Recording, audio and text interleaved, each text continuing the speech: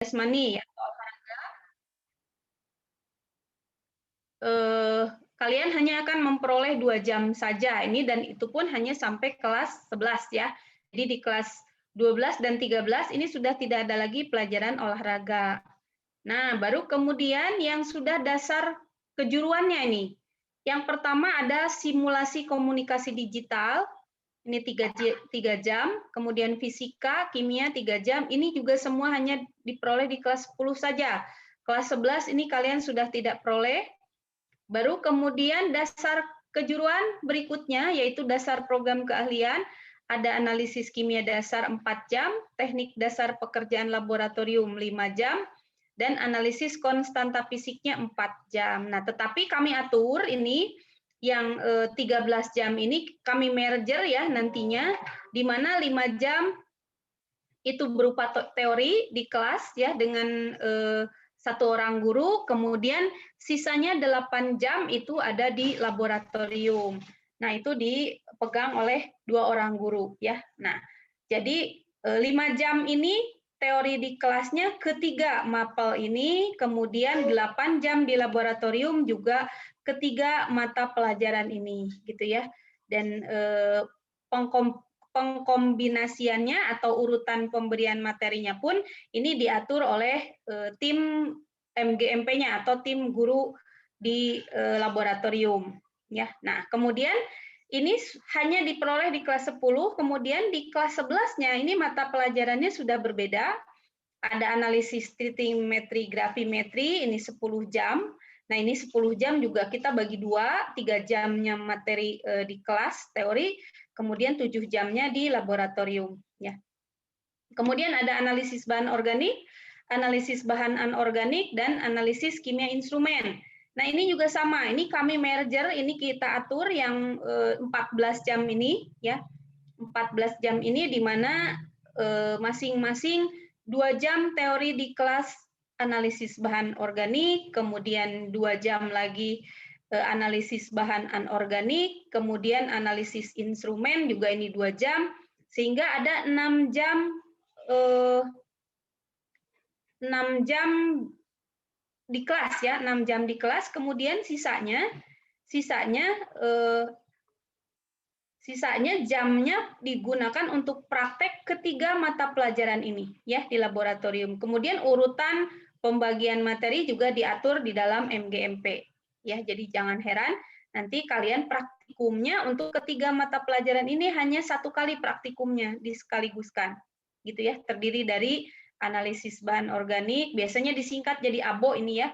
Analisis bahan anorganik ini disingkat menjadi ABA. Nah, kemudian di kelas 12 ini akan memperoleh mata pelajaran yang sama, analisis bahan organik ini lanjutan tentunya ya. Kemudian analisis bahan anorganik juga ini lanjutan. Analisis kimia instrumen juga ini lanjutan. Ini juga sama, kami atur ya, kami merger, ada teorinya, kemudian ada juga prakteknya ya. Kemudian yang di kelas 3 itu ada tambahan analisis mikrobiologi ya, 7 jam ini di kelas 3 khusus. Jadi analisis mikrobiologi tidak ada lagi di kelas 11 ataupun di kelas 13 ya, hanya di kelas 12 saja sebanyak 7 jam. Nah, ini 7 jam semuanya di laboratorium. Ini ada materinya dulu sama gurunya, baru kemudian ada prakteknya ya. Nah, baru di kelas 13 ini ada lanjutan bahan organik ya, instrumen dan kimia terpadu. Nah, ini ada yang baru ya, analisis kimia terpadu di kelas 4 khusus, dan pengelolaan laboratorium. Nah, kemudian yang selebihnya ini di bawah ada mata pelajaran produk kreatif dan kewirausahaan. Dimulai dari kelas 11 ya, 11, 12 hingga 13. Ini jamnya cukup besar. Nah, ini untuk kimia analis ya. Untuk kimia analis, lanjut saya untuk jurusan TKI-nya ya. Salah sih. Maaf.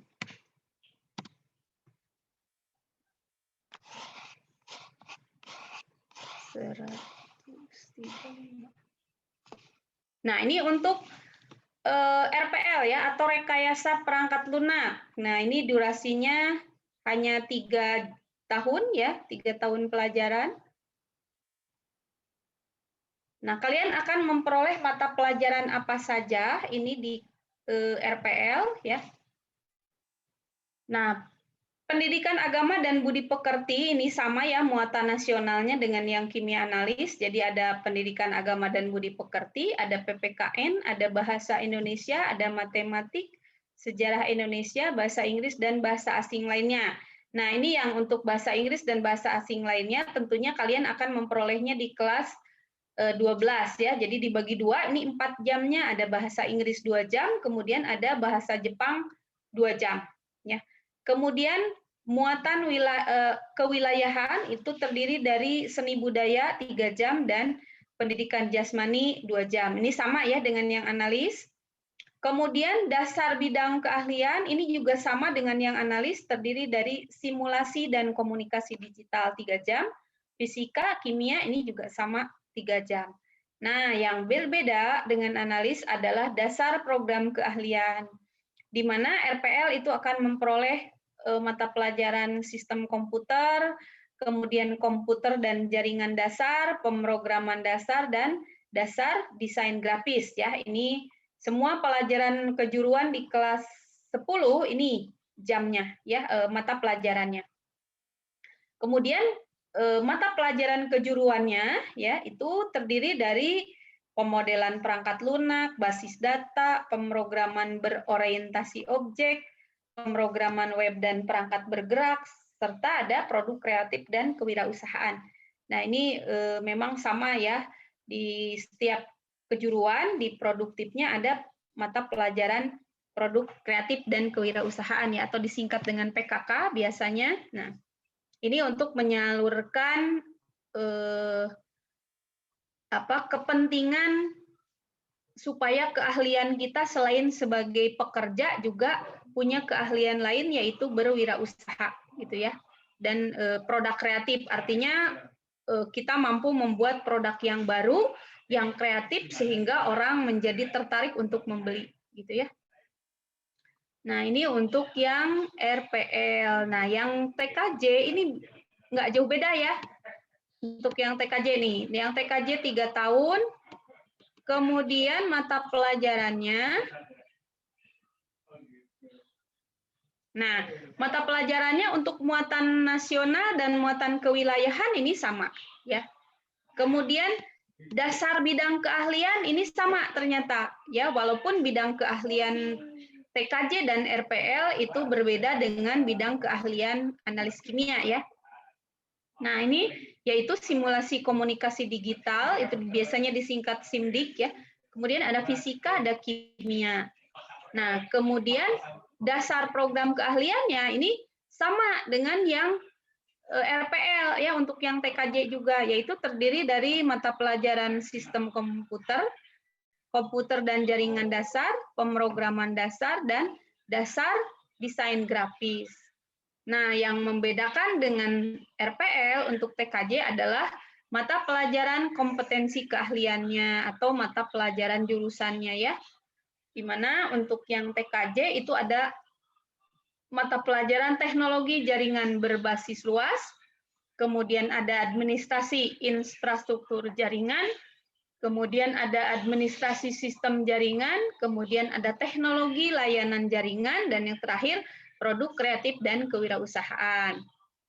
Nah, ini sama ya. Jadi untuk SMK itu oleh Direktorat Pendidikan Vokasi memang diberikan mata pelajaran khusus produk kreatif dan kewirausahaan. Kenapa demikian? Karena ini banyak sekali rumor ataupun mungkin perbincangan hangat di luar sana bahwa katanya pada umumnya lulusan SMK itu menjadi penyumbang pengangguran terbanyak di Indonesia. Nah, jadi salah satu upaya pemerintah dalam hal ini diwakili oleh Direktorat Jenderal Vokasi mewadahi supaya lulusan siswa SMK itu tidak menjadi pengangguran. Nah, diberi wadah di sekolah itu yaitu mata pelajaran produk kreatif dan kewirausahaan. Jadi semoga siswa-siswi lulusan SMK itu tidak hanya ingin bekerja dan kemudian tidak memperoleh lapangan pekerjaan, tetapi dia juga mampu membuat produk kreatif dan akhirnya mampu dijual di pasaran dan laku gitu ya. Sehingga diharapkan kalaupun tidak menjadi pekerja itu menjadi wirausahawan. Nah, ya makanya nih ada mata pelajaran produk kreatif dan kewirausahaan. Nah, barangkali tentang mata pelajaran cukup ya di situ. Jadi kalian sudah bisa memperoleh gambaran bahwa mata pelajaran atau apa saja yang akan dipelajari di dalam kompetensi keahlian yang kalian pilih itu, gitu ya. Jadi makanya kalian juga harus sudah siap atau menyiapkan diri bahwa kalian itu akan menyukai mata pelajaran tersebut, gitu ya.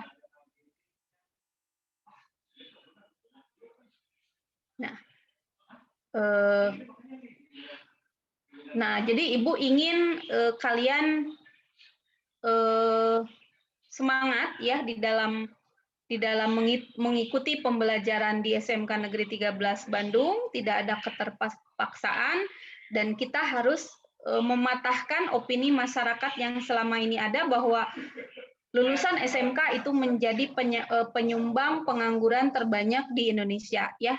Jadi Ibu harap kalian itu tidak menjadi penambah pengangguran di Indonesia gitu ya, dan mudah-mudahan lapangan pekerjaan yang di Indonesia pun sesuai gitu ya dengan kompetensi yang kita punya. Nah, tetapi ya bukan hanya kompetensi sebetulnya yang dibutuhkan di masyarakat, tetapi keinginan atau kemauan yang besar dari kita untuk mengisi lowongan pekerjaan tersebut. Karena ternyata ya kemampuan itu bisa diasah berikutnya. Tetapi yang ada itu harus itikad atau kedisiplinan dari diri kita yang besar, itu yang menjadikan kita mudah beradaptasi ya mungkin, dan mudah juga untuk diterima bekerja dimanapun ya kalau kita mempunyai semangat untuk bekerja gitu ya. Nah, jadi Ibu berharap juga ketika kalian lulus dari SMK Negeri 13 Bandung, tolong isi atau tolong cari peluang-peluang bekerja atau peluang-peluang lowongan pekerjaan yang ada di Indonesia. Jadi Ibu berharap kalian tidak ingin langsung begitu lulus dari SMK Negeri 13 Bandung, itu kalian berbondong-bondong malah ingin masuk ke perguruan tinggi, gitu ya. Karena tujuan pemerintah mendirikan SMK itu sebetulnya lulusan SMK supaya lebih cepat bekerja, lebih cepat mengisi lowongan pekerjaan di masyarakat atau di dunia industri, gitu ya. Jadi ini percepatan sebetulnya yang dilakukan oleh pemerintah supaya selagi muda kalian sudah bisa punya keahlian, selagi muda kalian sudah bisa mencari mata pencaharian, gitu ya, bisa mencari nafkah.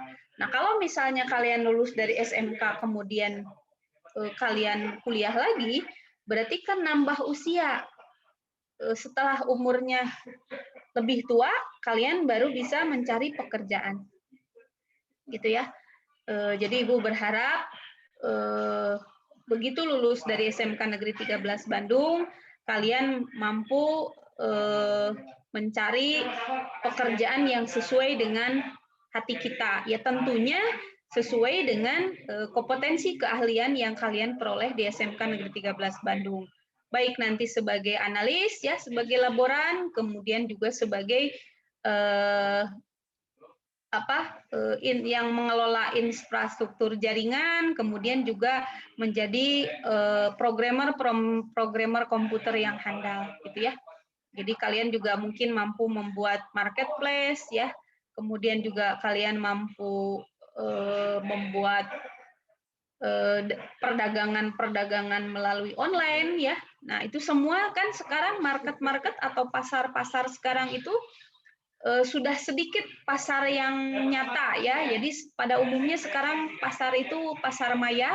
Nah, tentunya itu dibutuhkan orang-orang yang seperti kalian ini, seperti lulusan-lulusan TKJ atau RPL.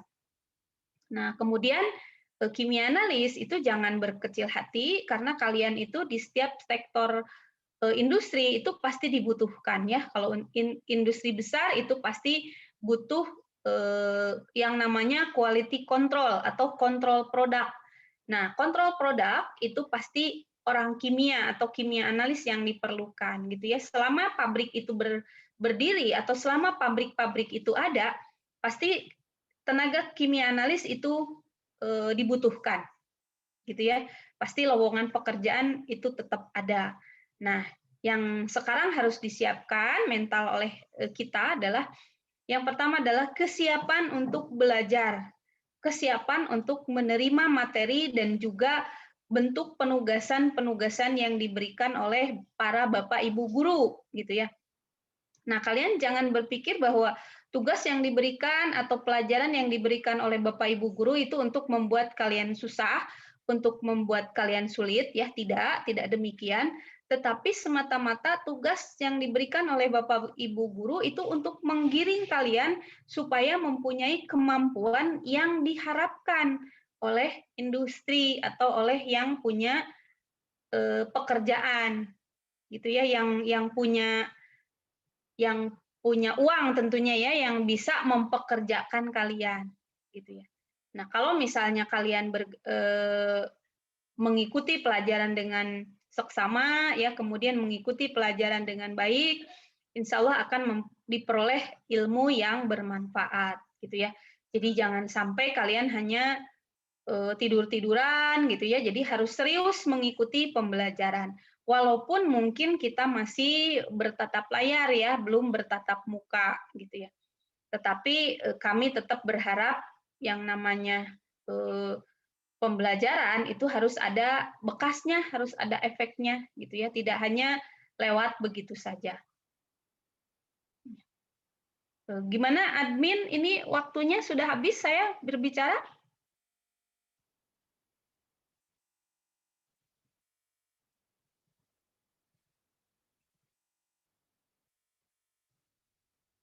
Pembawa acara? Mohon, saya berapa menit lagi atau sudah habis suaranya? Sudah habis waktunya?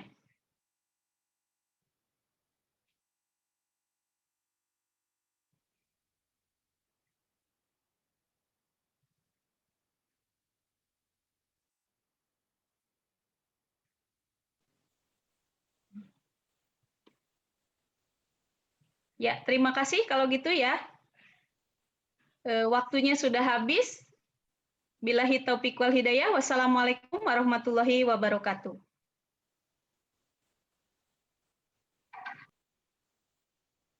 13 Bandung. Penjelasannya jelas banget dong. Pasti teman-teman di sini udah pada tahu sekarang kurikulum SMK Negeri 13 Bandung. Iya. Kira-kira teman-teman di rumah udah pada tahu belum ya Kang Mars SMK Negeri 13 Bandung sama Mars SMK? Kayaknya belum nih Teh. Wah, kok belum sih? Oke, acara selanjutnya akan menyanyikan lagu Mars SMK Negeri 13 Bandung dan Mars SMK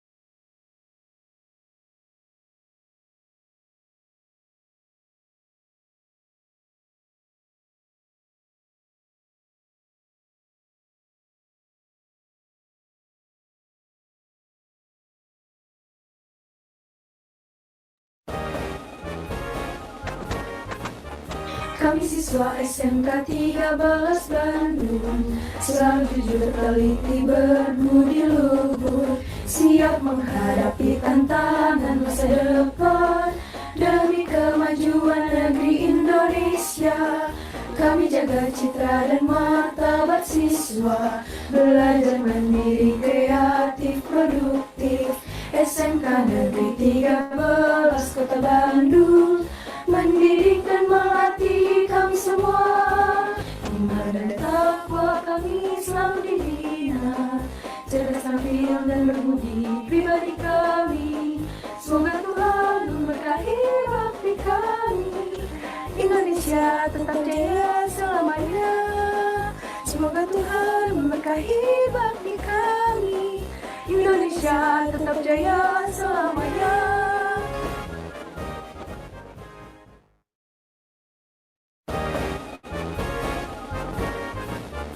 Kami siswa SMK 13 Bandung selalu jujur teliti berbudi luhur, siap menghadapi tantangan masa depan demi kemajuan negeri Indonesia.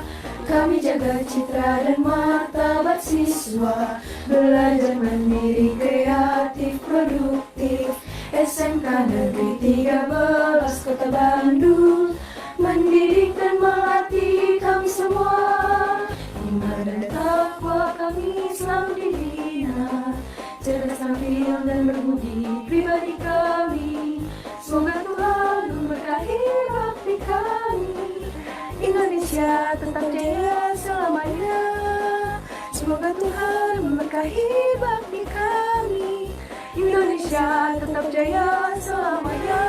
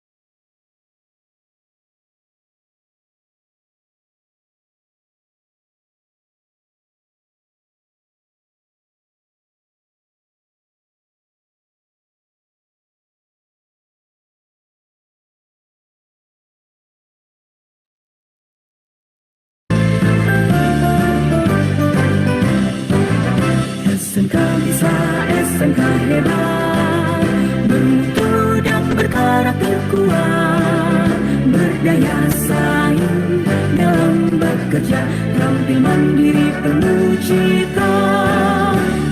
Marilah kita generasi bangsa, potensi yang unggul merata, berwawasan tinggi, berbudi mulia, giat belajar selalu berusaha. SMK bisa raih prestasi, ukir masa depan, menerjang zaman menyongsong pembangunan. Siap, sedia dan selalu bangga dari SMK untuk Indonesia.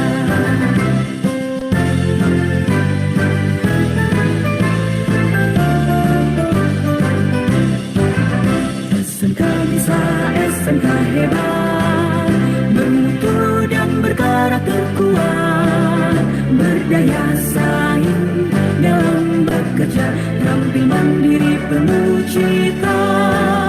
Marilah kita generasi bangsa, potensi yang unggul merata, berwawasan tinggi, berbudi mulia, giat belajar selalu berusaha.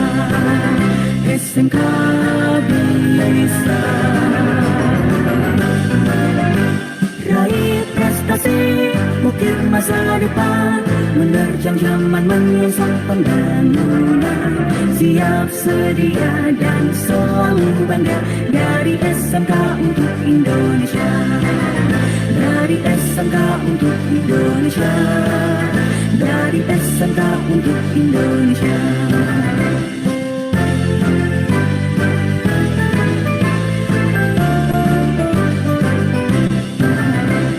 SMK bisa, SMK hebat.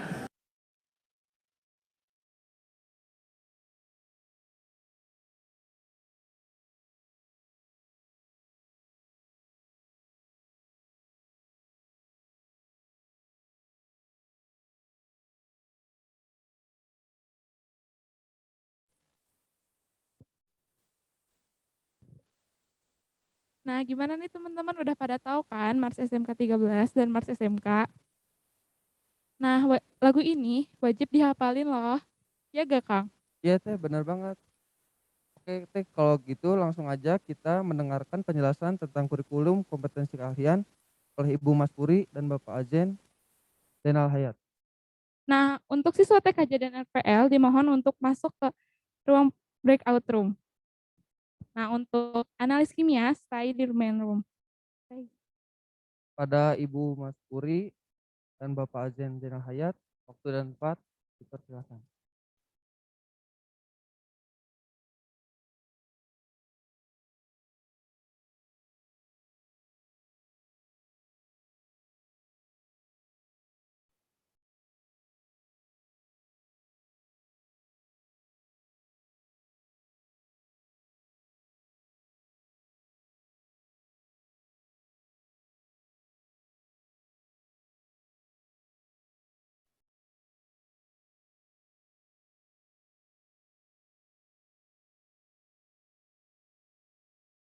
Oke teman-teman, gimana nih, masih semangat kan?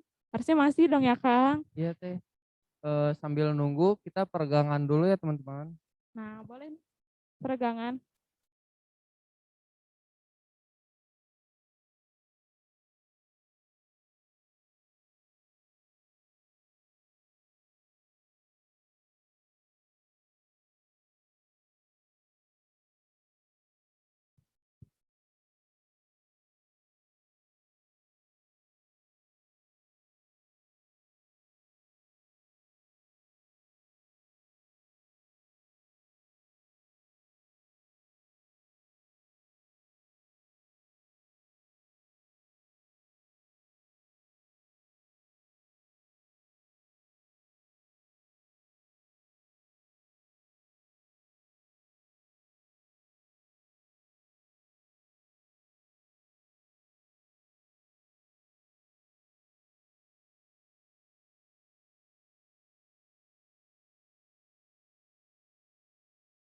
Selamat datang Wilujeng Sumping di SMK Negeri 13 Bandung. Sampurasun, Wilujeng Sumping di SMK Negeri 13 Bandung.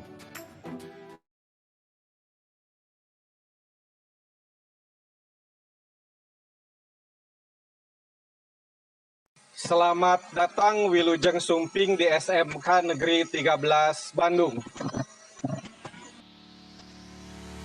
Sampurasun, Wilujeng Sumping di SMK Negeri 13 Bandung. SMK Negeri 13 Bandung merupakan salah satu sekolah kejuruan yang berada di wilayah Dinas Pendidikan Jawa Barat, Cabang Dinas Wilayah 7. Tepatnya beralamat di Jalan Soekarno-Hatta, kilometer 10, Kota Bandung. SMK Negeri 13 awalnya merupakan pendidikan analis kimia di bawah pengelolaan Departemen Kimia Institut Teknologi Bandung yang dipelopori oleh Profesor Scheffer, didirikan tanggal 16 September 1938. Seiring perkembangan kebijakan dan berkembangnya zaman, pendidikan analis kimia ITB bertransformasi menjadi SMT Kimia Bandung pada 7 Maret 1988 dan menjadi SMK Negeri 13 Bandung berdasarkan Surat Keputusan Menteri Pendidikan Kebudayaan Republik Indonesia tanggal 7 Maret 1997. SMK Negeri 13 Bandung sudah mengalami beberapa kali perubahan kepemimpinan dan visi sekolah sejak pendiriannya hingga kini. terwujudnya generasi yang berakhlak mulia, kompeten, dan berdaya saing di dunia internasional pada tahun 2020 merupakan visi yang ingin dicapai pada saat ini.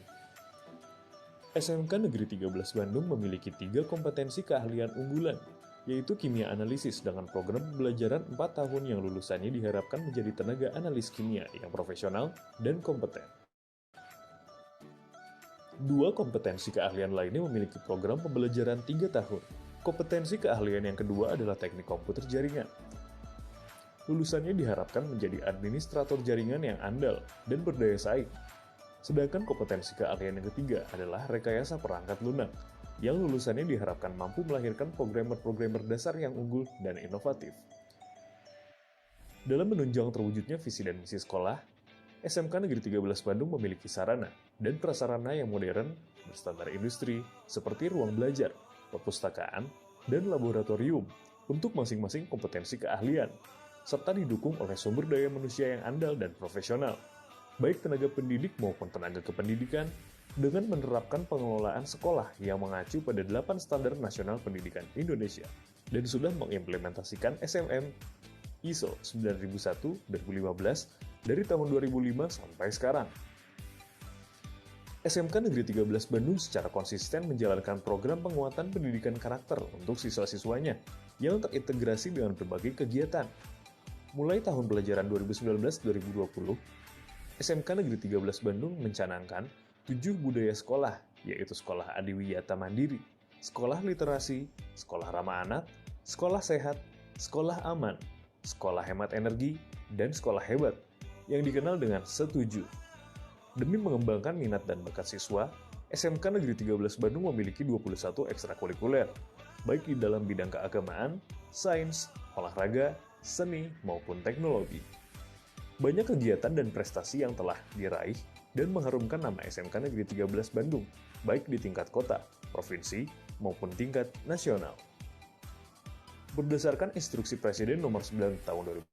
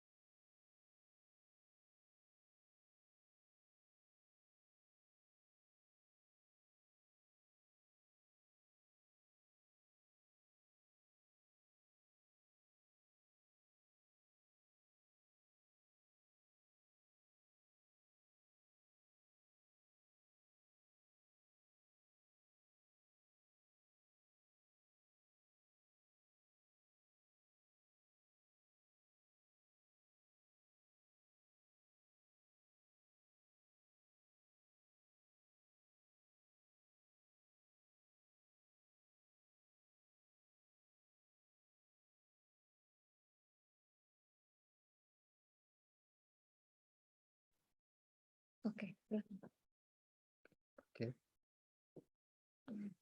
Assalamualaikum warahmatullahi wabarakatuh. Langsung. Kedengaran? Udah ada. Udah Bapak suaranya. Langsung aja. Iya. Bismillahirrahmanirrahim. Selamat pagi.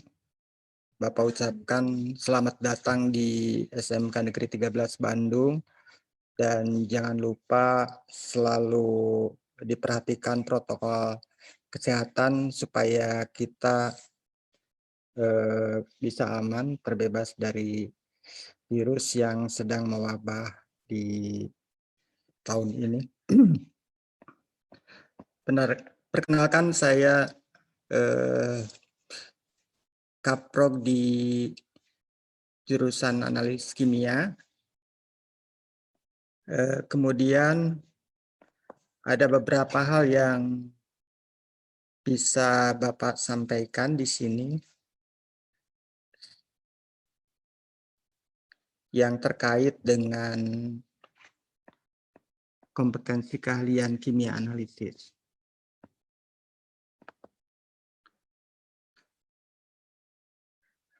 Sebelum Bapak dimulai, barusan Wakil Kepala Sekolah Bidang Kurikulum menyampaikan materi mengenai kurikulum di SMK 13 dan Bapak bagian dari kurikulum tersebut, yaitu analisis kimia. Seperti yang tertulis di dalam kurikulum 2013, ya, bahwa lulusan itu harus berakhlak mulia, kemudian mampu bersosialisasi dan pekat terhadap lingkungan. Dan berikutnya, memiliki pengetahuan dan keterampilan di bidang iptek sesuai kebutuhan Dudi, ya. Kemudian di samping itu juga harus dapat bekerja nantinya, berwirausaha atau melanjutkan pendidikan ke tingkat yang lebih tinggi.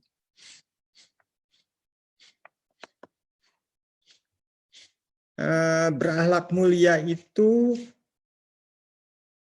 artinya kalian itu setelah lulus harus menjalankan perintah agama serta menjauhi larangannya, diantaranya rajin beribadah, mengamalkan perintah ajaran agama, dan menjauhi larangannya. Kemudian mampu bersosialisasi. Mampu bersosialisasi itu kalian mampu bersosialisasi dan pekat terhadap lingkungan. Artinya, kalian itu harus bisa menempatkan diri dimanapun kalian berada. Yang maksudnya, supaya kalian itu bisa diterima dimanapun kalian berada. Ini diantaranya kalian harus jujur, ya, disiplin, tanggung jawab, peduli, santun, responsif, dan proaktif. Serta bisa memecahkan masalah.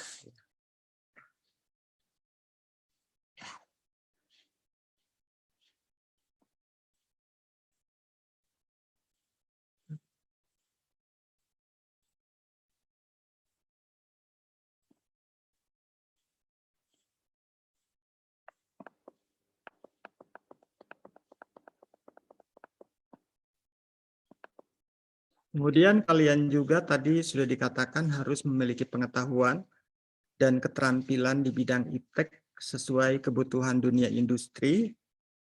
Nah, di sini sangat jelas, ya, kalian setelah lulus berarti kalian kuasai pengetahuannya, kuasai keterampilannya. Nah, kalau kalian sudah sikapnya bagus, ya, kemudian agamanya bagus, penguasaan materinya bagus, itu baik pengetahuan maupun keterampilan, maka kalian keluar dari sini itu tidak sia-sia, tidak hanya punya nama sebagai lulusan, tapi lulusan yang sudah lengkap dengan pengetahuan.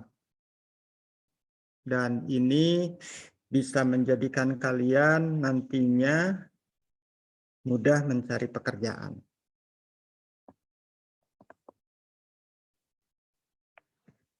Nah, di samping itu kalian juga bisa berwirausaha. Nah, tadi kalau bekerja itu hampir di semua industri ya, karena industri membutuhkan lulusan analis. Misalnya di bank, sepertinya tidak mungkin ya, apa yang dikerjakan di bank dari lulusan analis kimia. Ternyata sangat dibutuhkan di bank juga. Di sini dibutuhkan untuk analisis udara nantinya dan analisis dari kertas yang digunakan sebagai mata uangnya. Kemudian bisa berwirausaha ya kalian juga. Nah, di sini lulusan bisa berwirausaha sesuai dengan keahliannya atau bidang lain yang diminatinya dan memiliki nilai jual yang laku di pasaran. Jadi ini kalau untuk berwirausaha kalian tidak harus usaha di bidang kimia. Jadi bisa usaha di bidang apapun yang kalian kuasai dan mempunyai nilai jual yang laku di pasaran. Dan ini nantinya ada di pelajaran PKK ya nantinya. Kemudian juga lulusan SMK 13 bisa melanjutkan kuliah di universitas manapun yang dimilikinya. Tidak sedikit lulusan SMK 13 melanjutkan pendidikan lebih tinggi. Seperti di ITB ada ya, di Unpad, pokoknya di universitas-universitas yang ada di Indonesia itu bisa dilakukan.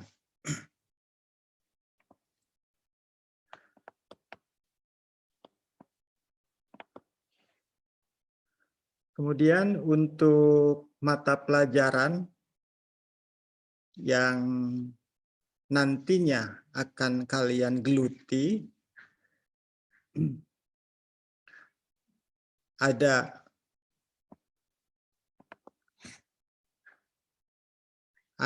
mata pelajaran yang bersifatnya muatan nasional, kemudian muatan kewilayahan,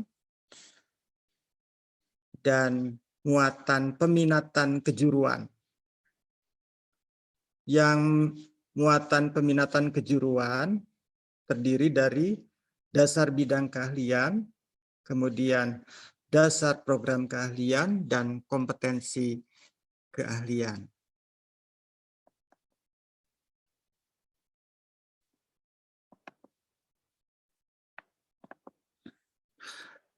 Nah, mata pelajaran muatan nasional dan kewilayahan ini merupakan pelajaran yang menciptakan peserta didik berakhlak mulia, mampu bersosialisasi dan peka terhadap lingkungan.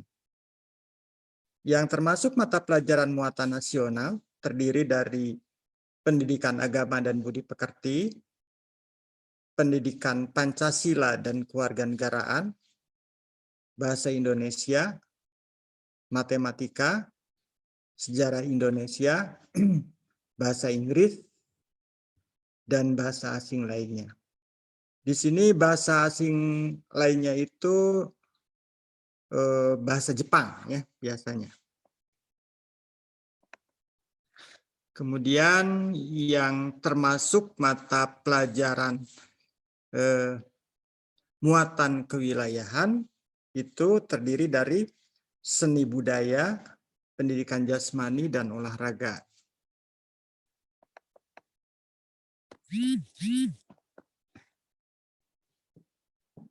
Mata pelajaran muatan peminatan kejuruan merupakan pelajaran yang menciptakan peserta didik memiliki pengetahuan dan keterampilan bidang iptek sesuai kebutuhan dunia industri. Mata pelajaran muatan peminatan kejuruan dibagi 3, yaitu C1 dasar bidang keahlian, C2 program keahlian, dan C3 kompetensi keahlian.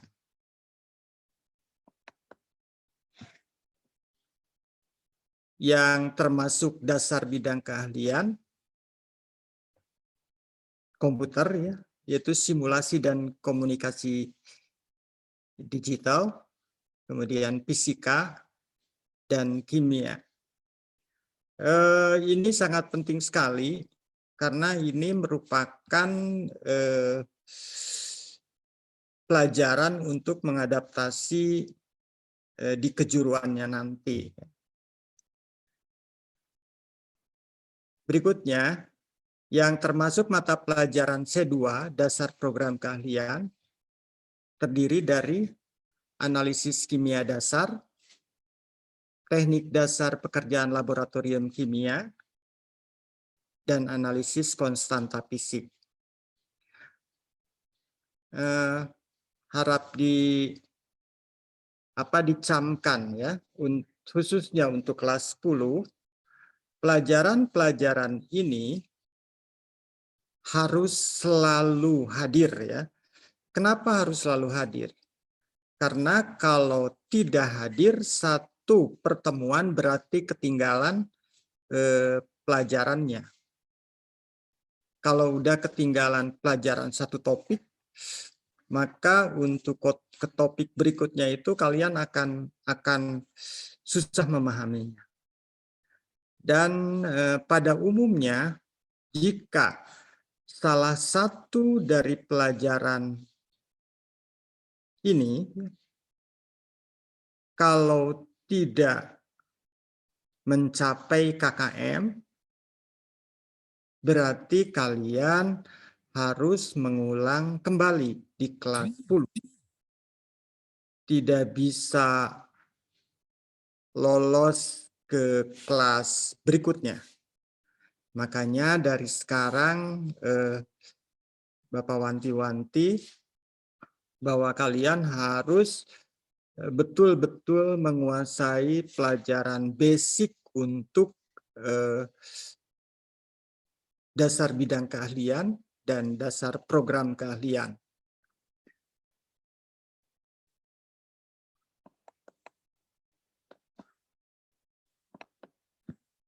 Kemudian yang termasuk mata pelajaran C3 atau kompetensi keahlian, ini nanti dilakukan di kelas 11, ya, kelas 12 dan kelas 13.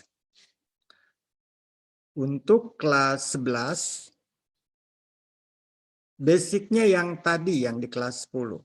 Jadi kalau kelas 10 basicnya tidak dikuasai, maka kalian tidak akan bisa mencerna pelajaran-pelajaran yang ada di kelas 11 nanti. Misalnya untuk kelas 11, pelajarannya itu analisis titrimetri dan grafimetri. Pelajaran ini merupakan otaknya, ya. Otaknya seorang analis kimia. Jadi andai kata kalian menguasai analisis titrimetri dan grafimetri, berarti kalian sudah 50% menguasai keanalisannya, gitu ya. Jadi pelajaran analisis titrimetri dan gravimetri itu adalah boleh dibilang otaknya itu.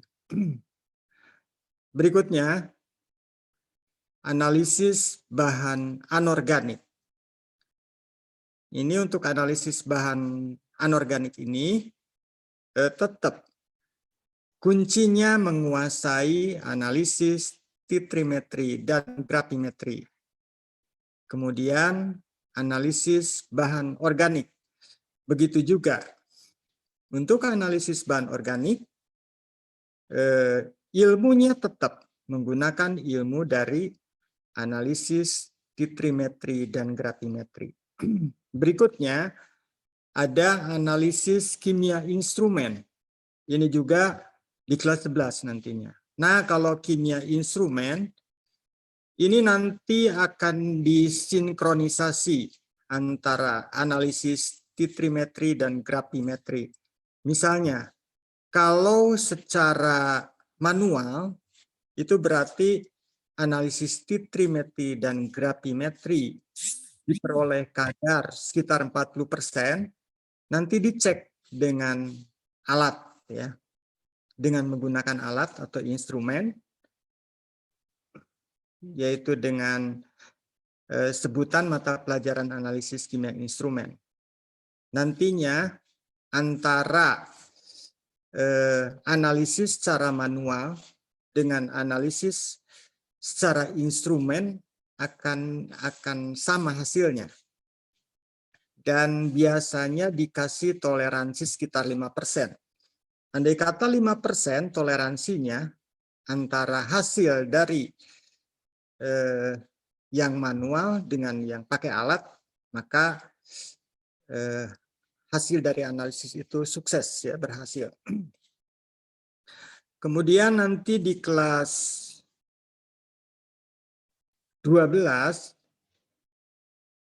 ini makin sedikit, ya, di kelas 12 pelajaran kejuruannya, yaitu analisis bahan anorganik, analisis bahan organik, analisis kimia instrumen, dan analisis mikrobiologi. Ditambah PKK, ya, produk kreatif dan kewirausahaan. Di kelas 12 itu merupakan aplikasi dari pelajaran ATG, ya, analisis titrimetri dan gravimetri. Misalnya nanti kalau sudah kelas 12 untuk analisis bahan anorganik dan bahan organik banyak menggunakan zat-zat yang real, gitu, yang nyata. Misalnya air, ya. Di dalam air itu ada komponen-komponen apa saja. Nah, kalau kalian menguasai analisis titrimetri dan gravimetri, kemudian kalian juga sudah menguasai operasional kimia instrumen beserta pengetahuannya, maka untuk analisis bahan anorganik dan organik di kelas 12 akan terasa ringan sekali, ya. Karena di kelas 12 itu kalian hanya dikasih sampel, kemudian sampel tersebut dianalisis, dan kalian tinggal pilih metode mana yang paling tepat untuk mencari komponen yang ada di dalam sampel tersebut.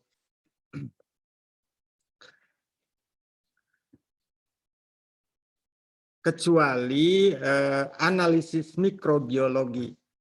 Analisis mikrobiologi sebetulnya untuk perhitungannya tetap menggunakan perhitungan-perhitungan dari pelajaran-pelajaran yang sudah dipelajari di kelas 10. Misalnya mempelajari stoikiometri misalnya.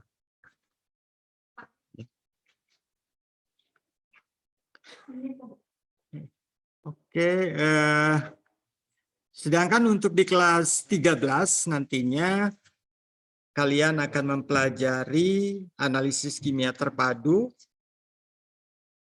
pengelolaan laboratorium kimia, dan bahasa Jepang ya.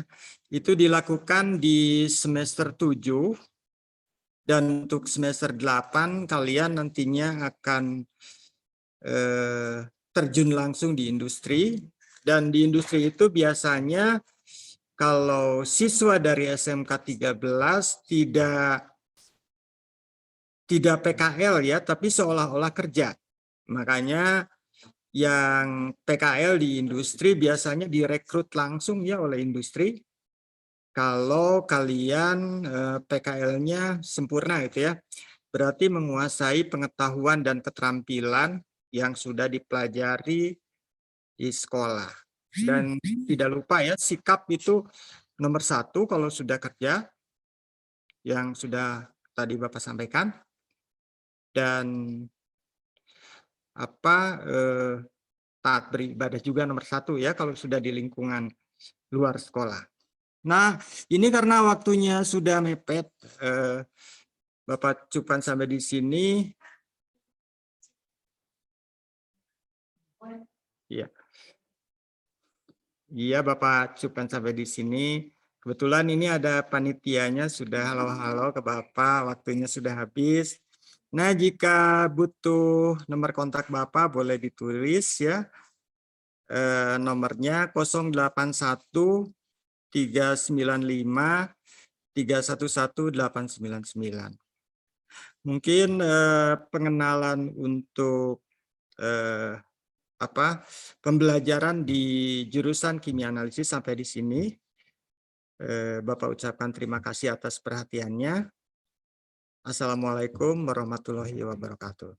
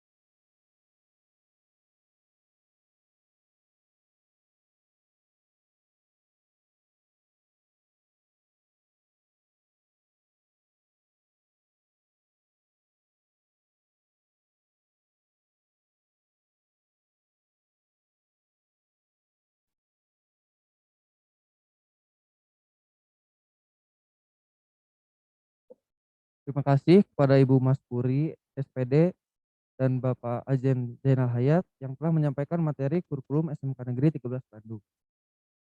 Nah, gimana nih teman-teman, masih semangat kan? Kayaknya udah pada jenuh nih Teh. Kalau udah pada jenuh, gimana kalau misalkan kita main game? Teteh punya game. Nama gamenya tebak-tebakan. Gimana sih Kang cara mainnya? Nah, cara mainnya nanti kita bakal nunjukin gambar, nanti teman-teman bisa tebak, tinggal jawab di kolom komentar. Nanti yang benar bisa kita suruh perkenalan diri. Udah ngerti belum teman-teman? Gampang banget loh gamenya. Oke.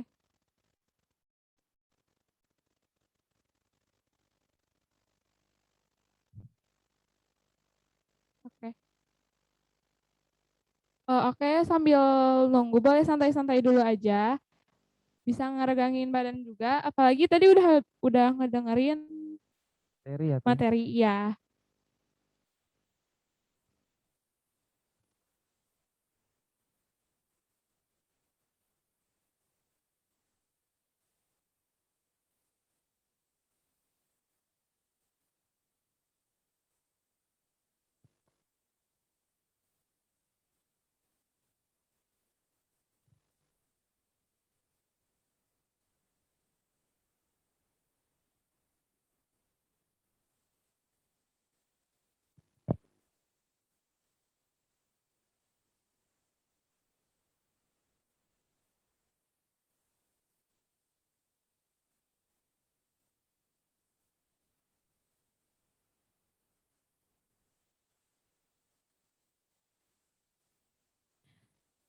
Udah.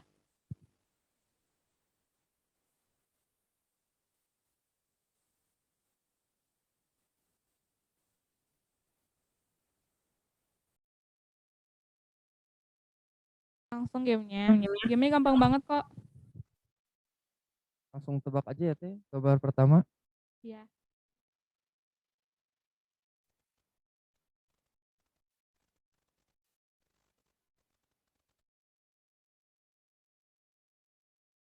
Nah, bisa langsung ditebak ya, teman-teman.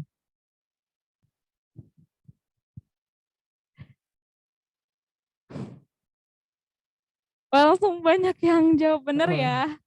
udah mulai fokus nih, Teh, kayaknya. Nah, teman-teman masih, wah banyak banget yang jawabnya. Yang Teman-teman pertama. semangat banget. Nah, udah pada fokus nih. Berarti masih semangat ya sampai sekarang. Udah mulai santai, Teh. Siapa, Teh, yang pertama? Tadi tuh dari kelas 10 TKJ, Raffi Fauzan. Oh, Wah, paling gercep ya, oke. Gimana kalau misalkan kita lanjut aja soalnya? udah perkenalan dulu, Teh. Kenalin dulu. Boleh tuh, Siapa, Teh, namanya, Teh? Raffi Fauzan dari TKJ. Perkenalan diri dulu, boleh open mic-nya. Langsung aja kayaknya, Teh, ya. Kalian langsung aja ya. Nah, ada gambar kedua nih. Gimana? Gampang banget kan? Ayo langsung jawab. Oh, udah langsung tuh, Teh. Wah, dari AK1 Najwa. Cepet banget nih jawabnya. Gampang banget soalnya.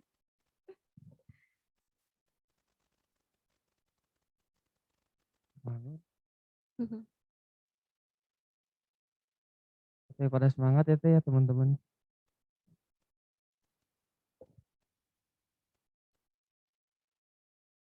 Good game. Ya, bener banget nih, gampang banget ya, Teh, ya, gamenya. Oke, jawabannya juara kelas ya. Oke, ini buat soal terakhir.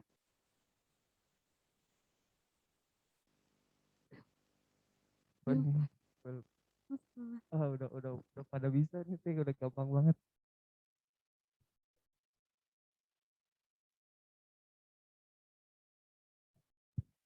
Nah, dari teman-teman udah banyak banget nih yang bisa ngejawab dengan benar. Nah, mungkin segini aja ya, Kang, Ya, gamenya dari kita. kayaknya Eh, udah pada serius juga ya, Teh. Ya, udah pada fokus-fokus lagi, udah pada semangat-semangat lagi. Oke, terima kasih banyak ya teman-teman udah mengikutin gamenya.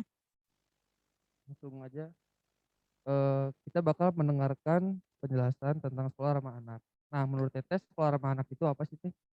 Menurut Teteh, sekolah ramah anak itu membantu siswanya untuk melindungi dari kekerasan. Jadi kita tuh kalau sekolah itu bisa lebih nyaman gitu, Kang, menurut Teteh.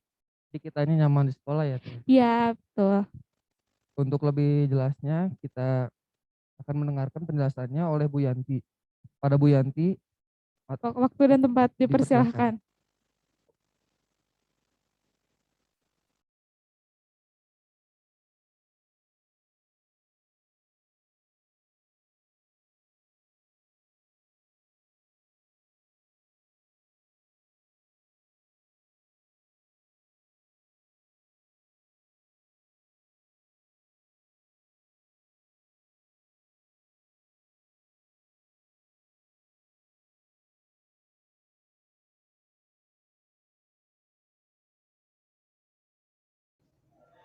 Oke, Assalamualaikum warahmatullahi wabarakatuh. Terima kasih Akang Teteh. Wah, ini senang sekali ya yang menjadi MC-nya adalah kakak kelas kalian. Ini saya salah ini pakai baju hijau jadi tangannya hilang.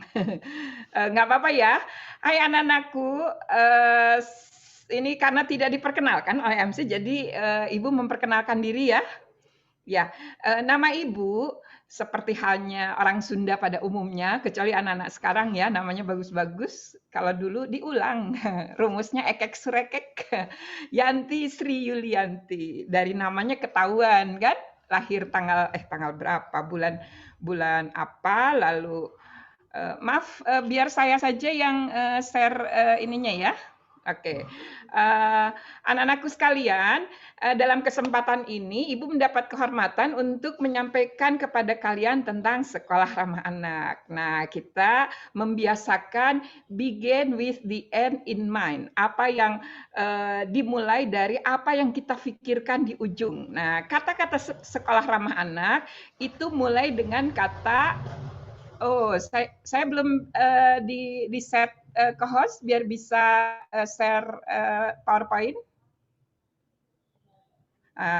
Apa yang perlu kita pikirkan tentang anak? Halo, masih patah-patah? Bisa tolong panitia biar saya bisa share screen? Halo? Halo panitia? Bisa tolong? Oke, terima kasih. Oke, kita mulai ya. Mulai dengan ini, karena tadi ada hal yang perlu diingatkan. Saya sebagai tim pakar edukasi perubahan perilaku Satgas COVID nasional, itu perlu terus mengingatkan, meskipun kita masih usia anak, kita tetap harus menggunakan masker. Dan sekarang maskernya 4 ply ya, 4 lapis. Kalau cuma punya yang 2 lapis, gunakan 2 kali atau 2 lembar. Nah ini mengapa anak-anak wajib masker nih ya, ada penjelasannya. Lalu sebenarnya siapakah anak itu? Ayo ditunggu dalam waktu 1 menit di chat room untuk menyampaikan menurut kalian anak itu siapa? Silakan. Ayo di chat ya, di chat tulis. Anak menurut saya ini. Silakan ya. Silakan. Sambil berjalan, saya sengaja tidak akan menyampaikan siapa anak itu, tapi ditunggu sampai di ujung ya. Nanti ada hadiah khusus menanti. Nah, ini amanat dari undang-undang yang terbaru ya. Jadi berbahagialah anak Indonesia karena pemerintah Indonesia itu benar-benar serius untuk melindungi anak-anak kita. Seperti yang Teteh kalian tadi sampaikan, sekolah ramah anak itu katanya untuk melindungi anak dari salah satunya kekerasan ya Teh, Akang ya. Tadi Akangnya juga bilang agar belajar nyaman. Betul sekali gitu ya. Kenapa? Karena setiap anak itu berhak memperoleh pendidikan dan pengajaran dalam rangka pengembangan pribadinya. Jadi kalian perlu tahu pribadi kalian apa. Ada yang pernah baca buku ini enggak? Personality Plus enggak? Buku nggak kelihatan juga ya. Nanti kalau yang menjawab anak itu siapa akan saya kirimkan e-book tentang Personality Plus, tentang kepribadian ya. Dan tingkat kecerdasannya sesuai dengan minat dan bakat. Nah, kalian masuk ke SMK ini pasti dengan peminatan ya, bukan disuruh kan? Kalau yang disuruh coba gali lagi, kira-kira identitas kita nanti 5 tahun yang akan datang tuh sosok kalian tuh jadi seperti apa sih gitu ya. Nanti dilihat apakah dengan belajar giat di SMK itu jati diri kalian jadi lebih menguat atau jati diri kalian justru melemah, kalian jadi merasa rendah hati sih bagus ya, rendah diri begitu ya ketika ditanya oleh orang-orang lulus dari mana? SMK. Nah, kalau kalian merasa nanti saat ditanya 3 tahun yang akan datang itu kalian merasa rendah bukan rendah hati ya, rendah diri, berarti kalian harus gali lagi. Apa sih identitas diri kita sehingga kita sampai di SMK Negeri 13 ini? Apa yang kita harapkan 3 tahun yang akan datang, 5 tahun yang akan datang tentang sosok diri kita? Karena setiap anak perlu mengembangkan tingkat kecerdasannya sesuai dengan minat dan bakatnya. Lalu tadi yang disebut sama Teteh, setiap anak berhak mendapatkan perlindungan di satuan pendidikan dari ini nih yang paling harus dilindungi ya, dari kejahatan seksual. Jadi bagi para anak-anak mau laki-laki atau perempuan sama saja ya, itu harus berani bilang tidak ketika ada indikasi yang mengarah pada kejahatan seksual. Meskipun terkesan cuma main-main ya awalnya. Dan kekerasan yang dilakukan oleh semua pihak. Tidak hanya oleh orang dewasa, tapi juga oleh sesama kalian sendiri. Itu yang jadi salah satu darurat di pendidikan. Katanya dosa besar pendidikan, kata Mas Menteri, salah satunya itu. Pernah dengar kata-kata bullying? Nah, kalian juga harus dilindungi dari sana. Dan ini yang paling sulit. Sampai hari ini sulit sekali. Seperti apa membebaskan anak-anak kita dari bullying. Bukan hanya di Indonesia ya. Bahkan di luar negeri, di negeri-negeri yang maju juga masih terjadi hal seperti itu. Selain mendapatkan hak anak sebagaimana dimaksud pada ayat 1 dan ayat 1A, anak penyandang disabilitas berhak memperoleh pendidikan luar biasa dan anak yang memiliki keunggulan berhak mendapatkan pendidikan khusus. Ini sebenarnya agak aneh karena di pendidikan kita tidak ada istilah pendidikan luar biasa ya. Semuanya anak luar biasa, yang ada pendidikan khusus ya, dan pendidikan layanan khusus. Nah, apa kewajiban kita orang dewasa, terutama orang tua? Nah, ini pasal 26. Orang tua berkewajiban dan bertanggung jawab untuk mengasuh, memelihara, mendidik, dan melindungi anak. Menumbuh kembangkan anak sesuai dengan kemampuan, bakat, dan minatnya, mencegah terjadinya perkawinan pada usia anak, dan memberikan pendidikan karakter dan penanaman nilai budi pekerti pada anak. Ayo, belum ada yang menulis di chat atau sudah ya? Oh, sudah 76. Saya lihat ya, anak merupakan keturunan kedua. Weh, bagus. Anak adalah buah hati manusia yang merupakan titipan Sang Ilahi untuk dirawat dan diperlakukan sebaik-baiknya.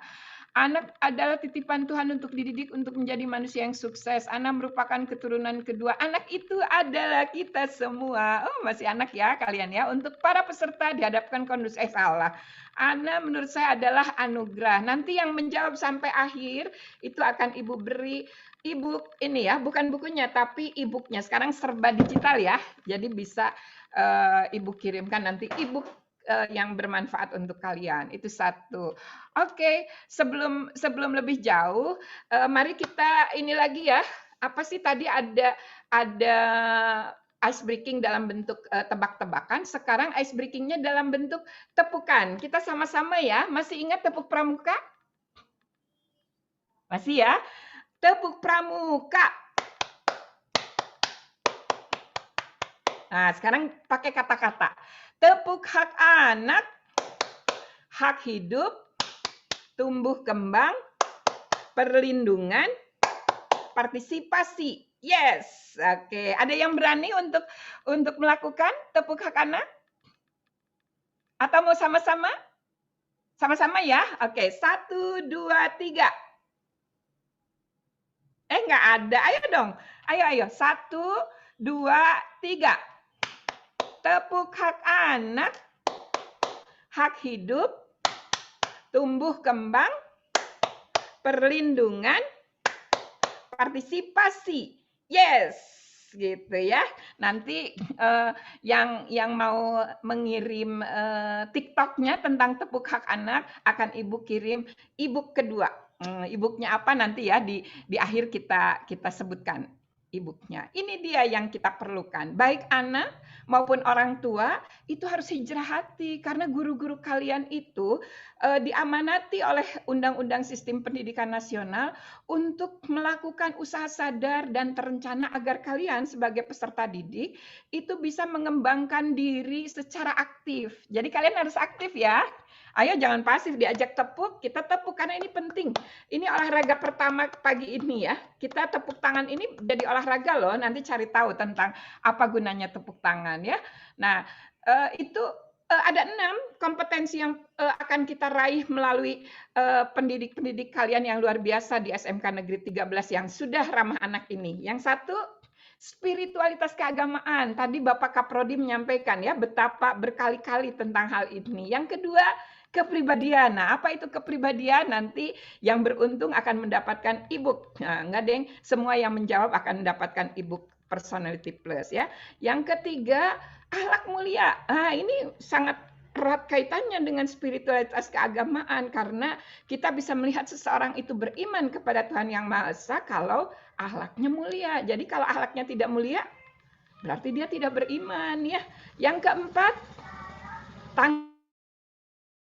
ini penting sekali. Yang kelima, kemandirian, kecerdasan. Yang keenam, keterampilan. Nah, berbahagialah kalian yang di SMK karena kalian sudah belajar banyak keahlian. Tadi Ibu dengar apa yang disampaikan Bapak Kaprodi. Kebetulan Ibu dari farmasi, jadi Ibu cukup akrab dengan istilah-istilah yang disampaikan oleh Bapak Kaprodi ya. Titer, macam-macam lah ya, ada stoikiometri dan sebagainya. Jadi kalian kalau mau melanjutkan ke ITB, ke jurusan farmasi dari analis kimia itu sangat dimungkinkan ya. Oke, kita lanjut. Jadi yang penting hijrah hati kalian. Kenapa ini sangat penting? Karena nanti kita akan bersama-sama mewujudkan kesatuan pendidikan yang formal, dalam hal ini berarti sekolah, yang mampu memberikan pemenuhan hak bagi kalian, perlindungan khusus bagi anak-anak, termasuk mekanisme pengaduannya itu jelas untuk penanganan kasus di satuan pendidikan. Bukan berarti kasusnya langsung beres. Bisa jadi pendidik-pendidik di SMK Negeri 13 butuh bantuan pihak lain untuk menyelesaikan kasusnya. Tapi yang penting selalu ada mekanisme pengaduan yang difahami oleh kalian. Cari tahu ya, apa mekanisme pengaduannya dan seperti apa di SMK Negeri 13 ini. Karena di SMK 13 ada fasilitator nasional sekolah ramah anak atau satuan pendidikan ramah anak, Ibu Yati ya. Tanya ke Ibu Yati nanti ya. Ini dia judulnya, 6 jurus jitu mesra. Biar kita makin mesra, makin mau mewujudkan sekolah ramah anak, satuan pendidikan ramah anak. Ini 6 jurus jitunya. Benar, tadi seperti apa yang dikatakan oleh Teteh MC, aduh sayang Ibu nggak nanya namanya ya, melindungi anak di satuan pendidikan. Nah, anak itu apa, siapa? Lihat di Undang-Undang Perlindungan Anak ya, ada definisinya ya. Nah, ini siapa sih yang menjadi, yang kedua yang menjadi pelindung anak siapa? Orang dewasa di sekitar anak ya. Rumah pelindung anak ini di rumah kita dan di sekolah. Jadi rumah keduanya adalah satuan pendidikan. Ini tentang keluarga ada di klaster 2 perlindungan anak. Jadi kalau bicara tentang perlindungan anak itu ada 5 klaster. Klaster pertama terkait akte kelahiran dan sebagainya, hak sipil dan kebebasan. Klaster kedua keluarga dan pengasuhan alternatif. Klaster ketiga kesehatan dan kesejahteraan dasar. Klaster 4 klaster kita nih, klaster pendidikan, waktu luang dan kegiatan budaya. Klaster 5 perlindungan khusus. Kalau 4 ini bisa dipenuhi, dilindungi, kalian akan terhindar masuk dalam klaster kelima ya. Oke, dilanjutkan. Kita cepat saja. Ini pihak utama dalam satuan pendidikan rumah anak, yaitu orang dewasa. Dalam hal ini di rumah adalah keluarga, di sekolah, satuan pendidikan, itu keseluruhan ya, termasuk kakak-kakak senior kalian. Nah, kedua pihak utama ini harus terus menjalankan komunikasi agar pihak ketiganya dalam hal ini adalah kalian, anak-anak, itu bisa mendapatkan hak dan terlindungi haknya. Ada 3 pilarnya, karena tadi keluarga dan satuan pendidikan, ini bisa dilihat. Orang tua, pilar pertama, pendidik dan tenaga kependidikan di satuan pendidikan, dan peserta didik kalian sendiri. Semuanya ini diputar, bergerak roda ini kalau ada komunikasi. Ya, komunikasinya diawali dengan kalian sudah tahu tentang papan mimpi. Pada Hari Anak Nasional di Surabaya 2018 lalu, itu digelar Gerakan Nasional Papan Mimpi. Mudah-mudahan kalian juga sudah melakukan itu. Kalau belum, dibuat ya. Papan impian ini penting untuk melihat apakah menjadi pelajar SMK 13 dan menjadikan SMK 13 itu sebagai satuan pendidikan ramah anak bagian dari jati diri kalian atau bukan. Karena itu yang menjadi pendorong kita untuk mau mewujudkan satuan pendidikan ramah anak. Oke, kita mulai lagi. Kalau tadi tepuk hak anak, sekarang yel-yelnya ya. Sekolah ramah anak, anak senang, guru tenang, orang tua Bahagia. Iya. Terima kasih yang terlihat oleh Ibu Agnesia. Terima kasih ya. Yang lainnya ikuti ya, karena kalau diikuti nanti kita bisa ingat. Karena ini tuh pelajaran kalian banyak sekali ya. Ini dibuat oleh Ibu Yustria Kadir, fasilitator SRA dari Kota Makassar. Nah, ini yang keempat. Jurus jitunya tadi udah 3 ya. 1, tujuannya jelas. Ada 2 pilarnya. Ada 2 pilarnya. Ada 2 pihak utama yang melindungi anak. Ada 3 pilarnya. Sekarang konsepnya. Ada 4 nih. Yang pertama, mengubah paradigma dari pengajar menjadi pembimbing, orang tua dan sahabat anak. Yang kedua, orang dewasa memberikan keteladanan dalam keseharian. Kurang-an ya. Yang ketiga, memastikan orang dewasa di sekolah terlibat penuh dalam melindungi anak. Yang keempat, nah kita berdua nih, memastikan orang tua dan anak terlibat aktif dalam memenuhi 6 komponen satuan pendidikan ramah anak. Oke, ada 6 jurus jitu, ada 6 komponen utama satuan pendidikan ramah anak. Ini yang keempat, konsepnya. Yang kelima, konsep ini tidak bisa dijalankan kalau kita tidak memegang teguh prinsipnya. Prinsipnya sebenarnya ini 2 prinsip digabungkan. Prinsip hak anak, prinsip dasarnya, dan prinsip good governance. Nah, di sini yang pertama, non-diskriminasi. Tidak boleh ada perlakuan yang salah dan dibeda-bedakan atas nama apapun, apalagi kekerasan dan perlakuan salah yang disebut kejahatan seksual ya. Bahkan bullying pun dilarang ya. Tapi bukan berarti tidak ada di satuan pendidikan ramah anak. Yang penting ada mekanisme pengaduannya. Yang kedua, kepentingan terbaik bagi anak. Ini selalu menjadi dasar pertimbangan utama. Jadi kalian jangan berhenti untuk menyampaikan apa yang menurut kalian baik, karena bersekolah itu, belajar itu adalah kepentingan terbaik kalian. Kalian sendiri yang tahu apakah minat, bakat, dan kalian sudah meningkat atau belum ya. Jadi kalian harus lebih proaktif lagi ya. Hidup, kelangsungan hidup dan perkembangan ini yang menyebabkan kita melakukan BDR, belajar dari rumah, karena kita berharap di masa pandemi ini hidup dan kelangsungan hidup kalian tetap dilindungi, jadi prioritas utama dan pertama. Tapi juga tetap perkembangan semua unsur, semua aspek dalam kehidupan kalian juga ditumbuhkan, sehingga jangan sampai ragu ya untuk tetap gembira menjadi anak. Oh iya, tagline Hari Anak Nasional tanggal 23 Juli nanti, tinggal 2 hari lagi ya.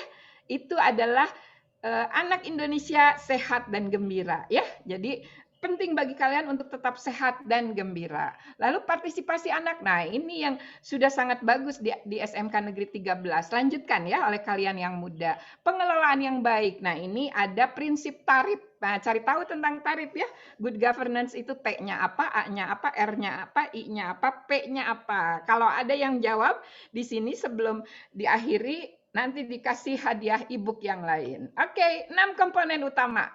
Pertama, kebijakan tentang SRA. Jadi ada komitmen tertulis yang dipampang di depan. SMK Negeri 13 sudah yang paling dulu tentang ini. Dan selalu konsisten setiap kali MPLS mengadakan sosialisasi satuan pendidikan ramah anak ini. Yang kedua, pendidik dan tenaga kependidikannya terlatih KHA. Oh, sudah banyak di SMK Negeri 13 ya. Jangan ragu. Semua pendidik dan tenaga kependidikan di SMK Negeri 13 siap menjalankan 4 konsep SRA dengan mengedepankan 5 prinsipnya ya.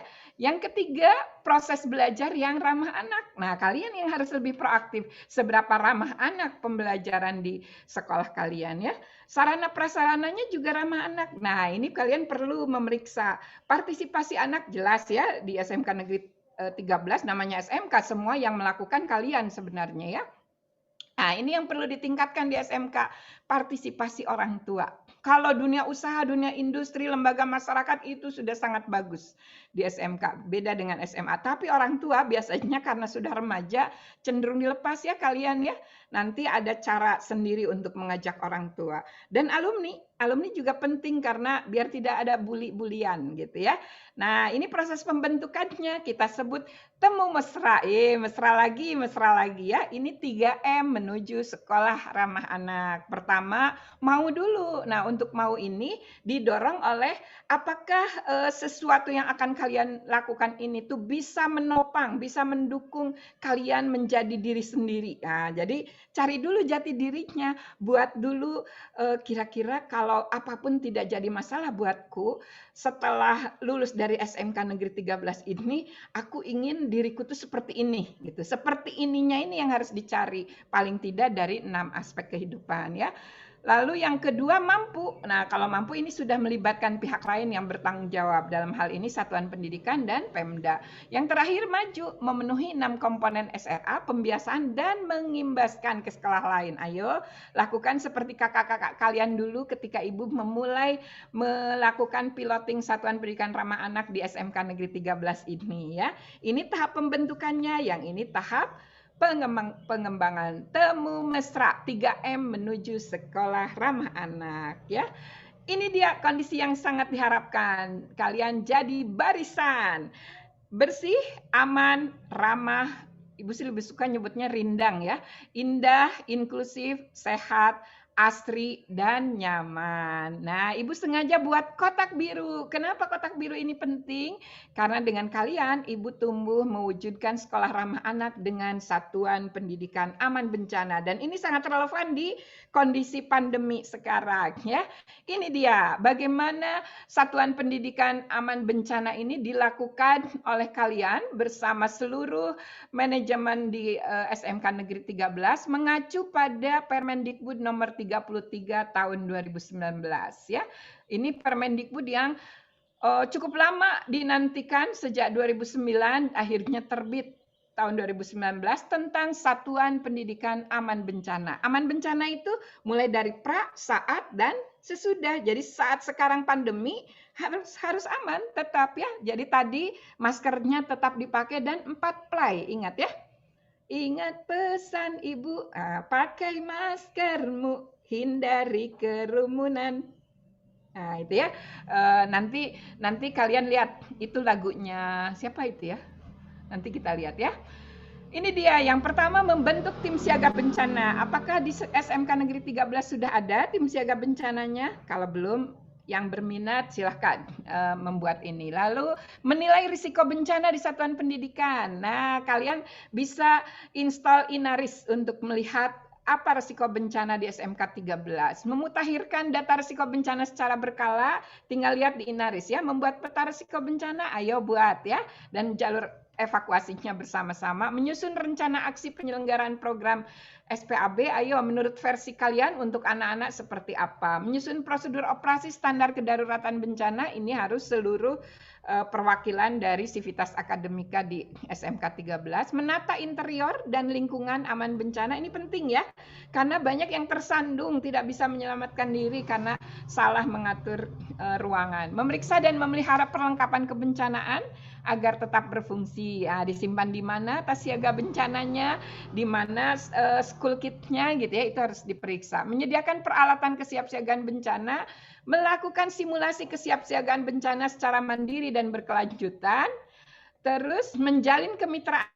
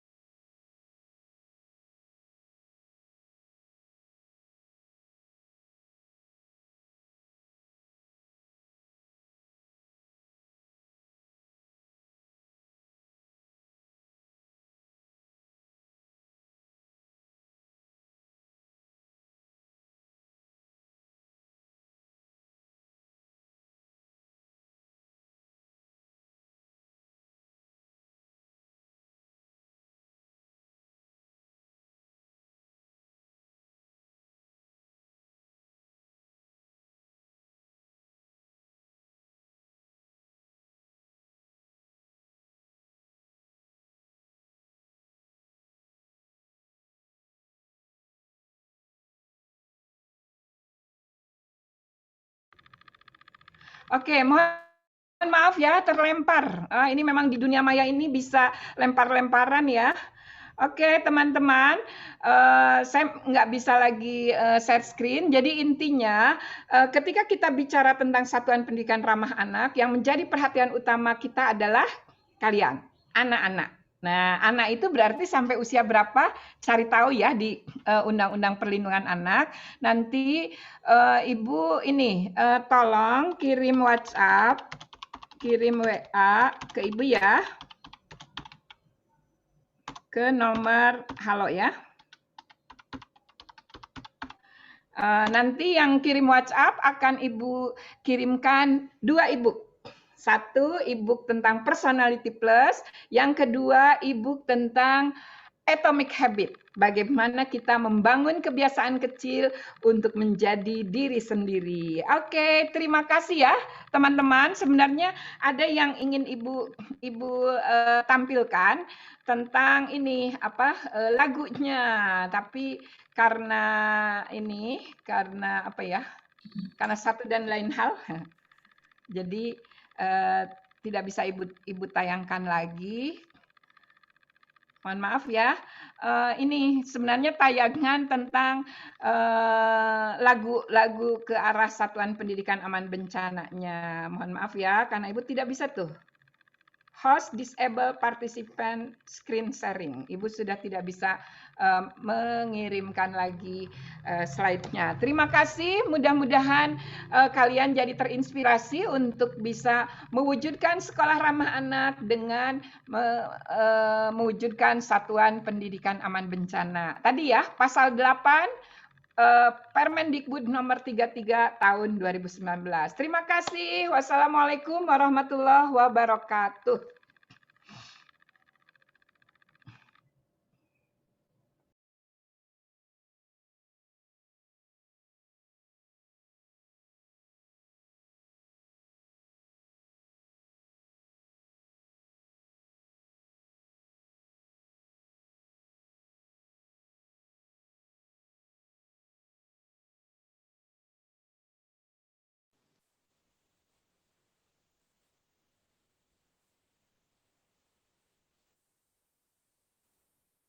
Terima kasih kepada Bu Yanti yang telah menyampaikan materi sekolah ramah anak.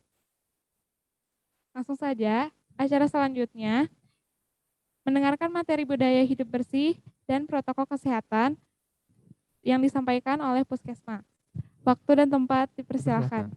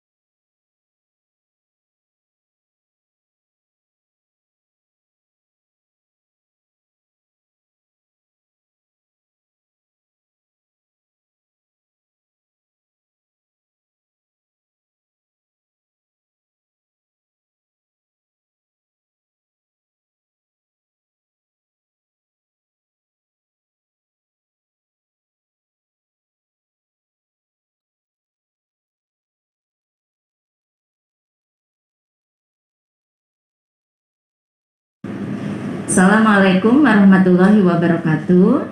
Selamat siang adik-adik siswa-siswi baru SMK Negeri 13 Kota Bandung. Saat ini perkenalkan saya Dr. Yepi Tisnawati selaku Kepala Puskesmas Sekejati akan menyampaikan materi budaya hidup bersih dan sehat di tengah pandemi COVID-19. Baik, kita mulai materinya. Pertanyaan yang pertama akan saya lontarkan, bagaimana agar kita dapat mencegah penyebaran virus COVID-19?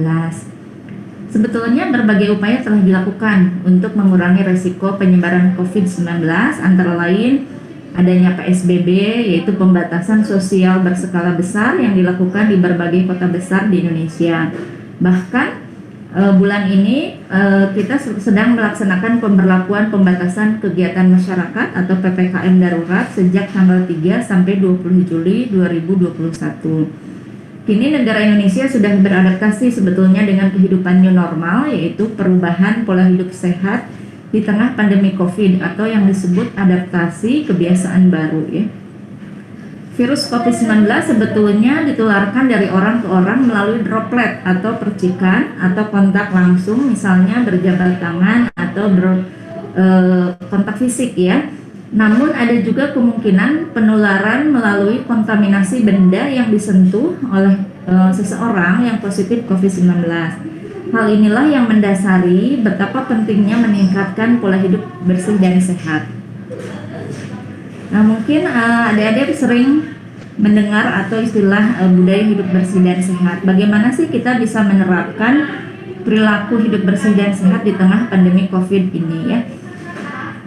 Pertama, kita harus bisa memastikan bahwa jika kita pergi keluar rumah, kita harus dalam kondisi sehat. Ya, jadi kalau agak pilek atau nggak enak badan atau demam, lebih baik tidak keluar rumah. Kemudian gunakan selalu masker jika kita keluar rumah. Tentu memakai masker juga harus benar ya, tidak boleh asal-asalan. Kemudian budaya yang lain yaitu kita harus menjaga jarak satu sama lain minimal 1 meter. Lebih baik lagi kalau kita jaga jaraknya 2 meter ya. Lalu pada saat memasuki tempat umum seperti sekolah, ke kantor atau ke tempat umum, usahakan kita mencuci tangan terlebih dahulu selama 20 detik dengan sabun dan air mengalir. Jika adik-adik bepergian ke sekolah dari rumah, alangkah baiknya menggunakan kendaraan pribadi ya. Jadi kalau misalnya ada yang menggunakan kendaraan ojek online, alangkah baiknya helmnya juga membawa sendiri ya. Jadi tidak memakai helm yang disediakan oleh ojol. Kemudian pada saat kita mau membayar transaksi, alangkah baiknya non tunai. Jadi tidak disarankan untuk membayar secara tunai karena dengan non tunai itu kita tidak bersentuhan dengan uang kembalian atau uang dari orang lain. Itu juga menjadi media penularan virus COVID-19. Budaya berikutnya yaitu selalu bersihkan meja kerja atau meja tempat belajar dengan desinfektan ya.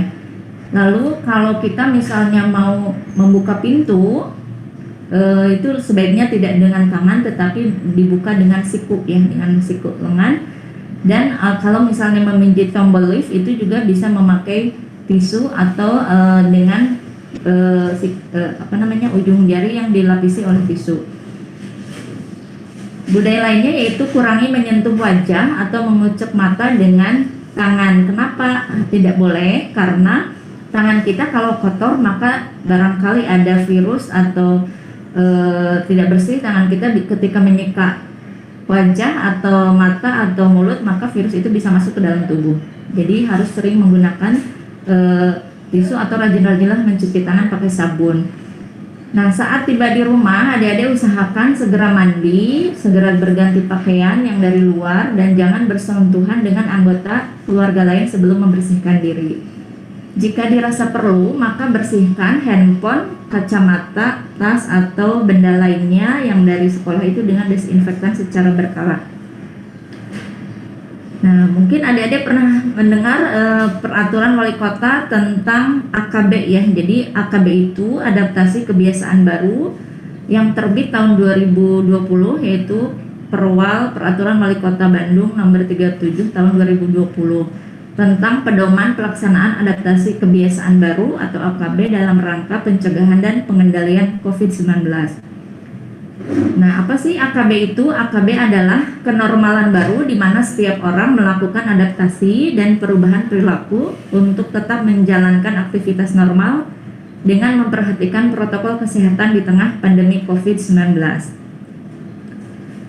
Nah, maksud dibentuknya peraturan wali kota tentang AKB adalah sebagai pedoman pelaksanaan AKB dalam rangka percepatan penanganan COVID-19 di daerah Kota Bandung ya. Adaptasi kebiasaan baru itu seperti apa contohnya yang tadi saya sampaikan sebetulnya ya. Salah satunya kebiasaan baru itu yaitu sedia hand sanitizer atau rajin-rajinlah cuci tangan pakai sabun dengan air mengalir. Kemudian kebiasaan baru lainnya apa? Tidak lupa memakai masker, dan memakai maskernya juga harus benar ya. Nah, ini saya ingin sampaikan 5 kesalahan umum cara memakai masker. Jadi memakai masker itu sering terjadi kesalahan. Kesalahan pertama adalah ketika masker tidak menutup bagian dagu, jadi area dagunya tidak tertutup. Kesalahan kedua, masker melorot di bawah ya, di bawah hidung, jadi hidung tidak tertutup semuanya, hanya sebagian. Itu juga tidak baik ya, karena virus masih bisa tetap masuk ya. Kesalahan yang ketiga, masker terlalu longgar, jadi mengikat tali maskernya itu tidak kuat sehingga bagian pinggirnya itu agak longgar ya. Kemudian kesalahan yang keempat, masker sudah menutup dagu tapi bagian atasnya hanya menempel sedikit, jadi menempel sedikit di hidung, agak longgar. Itu juga tidak benar ya. Kesalahan yang sering dilakukan yang kelima yaitu masker sering disimpan di bawah dagu. Nah, misalnya adik-adik mau minum atau mau makan sehingga masker disimpan di bawah dagu, itu juga tidak boleh ya, karena area bersih dari masker itu akan menempel ke area dagu yang mungkin kotor ya. Jadi pakailah masker dengan tepat agar masker efektif melindungi diri kita dan melindungi orang lain. Jadi bagaimana cara memakai masker yang benar? Memakai masker yang benar adalah harus menutupi hidung, mulut, dan dagu ya. Nah, adaptasi kebiasaan baru yang lainnya adalah menjaga jarak. Menjaga jarak idealnya 1-2 meter. Kalau di bawah 1 meter boleh enggak? Ya tentu tidak boleh ya, karena khawatir ada droplet dari orang yang barangkali maskernya tidak benar memakainya atau sedang membuka masker. Jadi sebaiknya antara 1-2 meter. Kenapa harus jaraknya 1-2 meter? Karena seseorang pada saat bersin, bicara, atau pada saat droplet memercik, maka bisa droplet seseorang itu bisa memercik antara 1-2 meter. Nah, kemudian adaptasi kebiasaan baru lainnya tentu yang sering dan sudah menjadi budaya kita semua adalah mencuci tangan pakai sabun dengan air mengalir. Nah, alhamdulillah kalau di SMK 13 sudah bagus ya, banyak wastafel dan area-area untuk tempat cuci tangan sehingga para siswa sangat mudah untuk melakukan cuci tangan pakai sabun. Nah, ini apabila kebiasaan baru yang lainnya, apabila pulang dari sekolah maka jangan bepergian kemana-mana, alangkah baiknya langsung mandi, berganti pakaian, dan masker yang sudah dipakai juga harus dicuci untuk dibersihkan di rumah ya. Jadi tidak boleh dipakai berulang.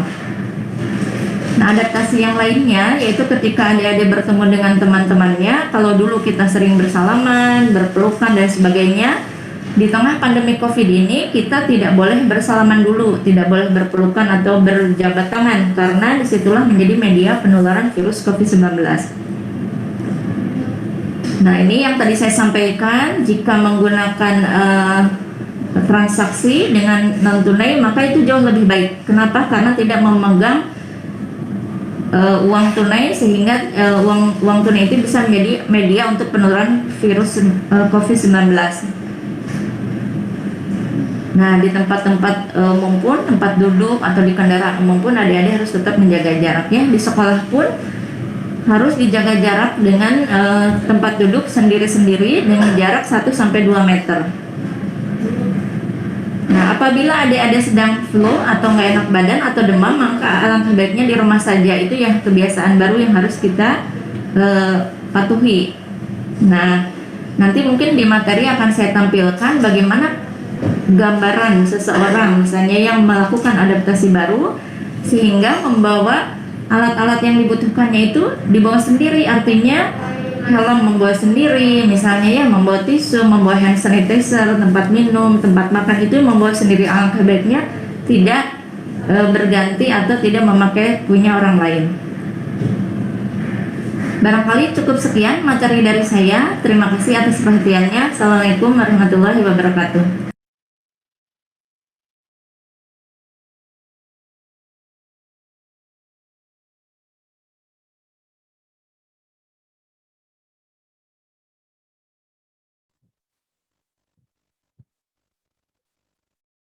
Terima kasih kepada Ibu yang telah menyampaikan materi budaya hidup bersih dan protokol kesehatan. Terima kasih juga buat teman-teman yang udah ngikutin MPLS hari kedua ini. Untuk tugas hari ini, kalian membuat resume sekolah ramah anak, resume budaya hidup bersih dan protokol kesehatan, dan tugas foto kegiatan beribadah dan berkelakuan baik. Untuk tugas proyek yang kemarin belum mengumpulkan, bisa mengumpulkannya tenggatnya sampai besok ya, tanggal 22. Untuk teman-teman, saya mengingatkan nih, jangan lupa protokol kesehatan ya.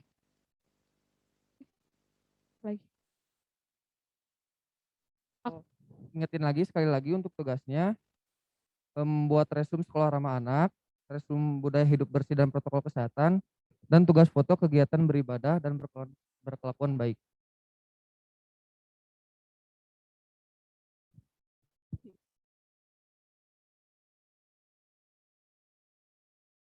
Diulangi lagi sekali lagi untuk tugasnya hari ini,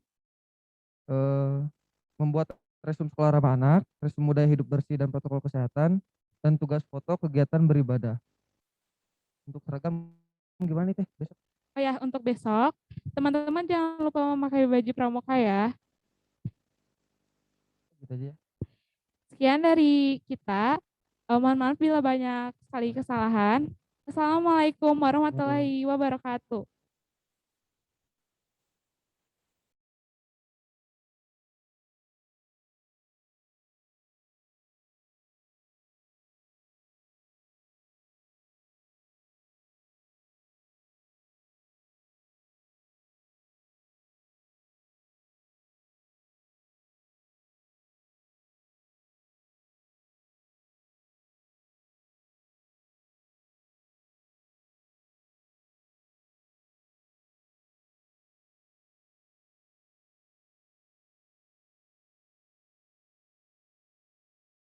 Selamat datang Wilujeng Sumping di SMK Negeri 13 Bandung. Sampurasun, Wilujeng Sumping di SMK Negeri 13 Bandung. SMK Negeri 13 Bandung merupakan salah satu sekolah kejuruan yang berada di wilayah Dinas Pendidikan Jawa Barat, cabang Dinas Wilayah 7. Tepatnya beralamat di Jalan Soekarno-Hatta, kilometer 10, Kota Bandung. SMK Negeri 13 awalnya merupakan pendidikan analis kimia di bawah pengelolaan Departemen Kimia Institut Teknologi Bandung yang dipelopori oleh Profesor Scheffer, didirikan tanggal 16 September 1938. Seiring perkembangan kebijakan dan berkembangnya zaman, pendidikan analis kimia ITB bertransformasi menjadi SMT Kimia Bandung pada 7 Maret 1988 dan menjadi SMK Negeri 13 Bandung berdasarkan Surat Keputusan Menteri Pendidikan Kebudayaan Republik Indonesia tanggal 7 Maret 1997. SMK Negeri 13 Bandung sudah mengalami beberapa kali perubahan kepemimpinan dan visi sekolah sejak pendiriannya hingga kini. Terwujudnya generasi yang berakhlak mulia, kompeten, dan berdaya saing di dunia internasional pada tahun 2020 merupakan visi yang ingin dicapai pada saat ini. SMK Negeri 13 Bandung memiliki 3 kompetensi keahlian unggulan, yaitu kimia analisis dengan program pembelajaran 4 tahun yang lulusannya diharapkan menjadi tenaga analis kimia yang profesional dan kompeten. 2 kompetensi keahlian lainnya memiliki program pembelajaran 3 tahun. Kompetensi keahlian yang kedua adalah teknik komputer